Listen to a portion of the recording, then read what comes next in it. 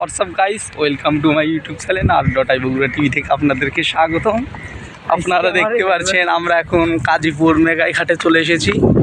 ওয়েদারটা কিন্তু খুবই সুন্দর। আমার পিছনে দেখতে পাচ্ছেন বিশাল একটি নদী বয়ে গেছে। সেই নদীর স্রোত কিন্তু অনেক বেশি মানে খুবই বেশি।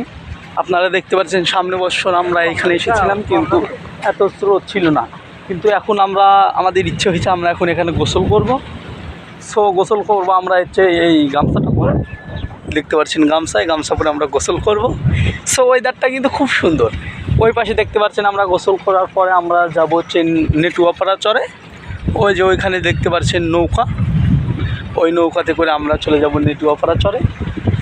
সো ফলো করুন, আমরা এখন যাচ্ছি নদীর পাড়ে। নদীর পাড়টা কি সুন্দর। হ্যাঁ ক্যামেরাম্যান, তুমি ছবি তোলো। আপনারা দেখতে পাচ্ছেন নদী ভাঙনের সর্বোচ্চ বড় কারণ হচ্ছে এই জায়গায় যেই দিকেই আপনি যাবেন সেই দিকেই দেখবেন শুধু বালুর পাহাড় তুলেছে। এত পরিমাণ বালু তোলে, এই বালু তোলার কারণে নদী ভাঙে। আপনারা দেখতে পাচ্ছেন নদীর স্রোত খুবই বেশি। এই যে দেখুন, এত বেশি যা বলার মতো না, ক্যামেরায় তো অত ভালো দেখা যাবে না। যাই হোক, নদীর স্রোত কিন্তু অনেক বেশি। দেখতে পাচ্ছেন ওই সাইডে একটা ব্রিজ বোট এলো, এখান দিয়ে অত ভালো মতো দেখা যাচ্ছে না। এইখানে যদি আমরা গোসল করি তাহলে বিশ্বাস যে আমরা বাঁচবো না। সো আমরা গোসল করবো ওই সাইডে কোনো স্রোত নেই। সো ধন্যবাদ আপনাদেরকে আমাদের সাথে থাকার জন্য।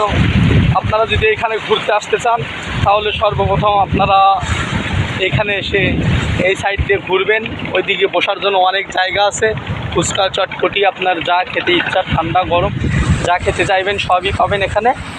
আপনারা ঘুরতে এসে ওই পারে ওই দিকে দেখা যাচ্ছে ওই যে চর, ওই দিকেও কিন্তু বিকেল করে নৌকা যায়। আর আপনারা যদি ঘুরতে আসতে চান তাহলে দুপুরে রওনা করবেন, দুপুরে না 10টার পর বাড়ি থেকে রওনা করবেন, তারপরে বের হবেন। কারণ এইখানে মানুষ হয় হলো বিকালে এত পরিমাণ মানুষের এইখানে চাপ থাকে যা বলার মতো নয়।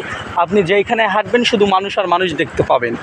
আপনারা দেখতে পাচ্ছেন নদীর কি সুন্দর কলরণ শব্দ, সেই শব্দটি শুনে আমরা মুগ্ধ। দীর্ঘ এক বৎসর নয়, দীর্ঘ 2 সপ্তাহ ধরে আমরা এখানে আসি না। কিছুদিন আগে আমরা চলে গিয়েছিলাম সারিয়াকান্দি কালীতলা ঘাটে, সেইখানে আমরা ঘুরতে গিয়েছিলাম, নৌকা ভ্রমণও করেছি সেইখানে।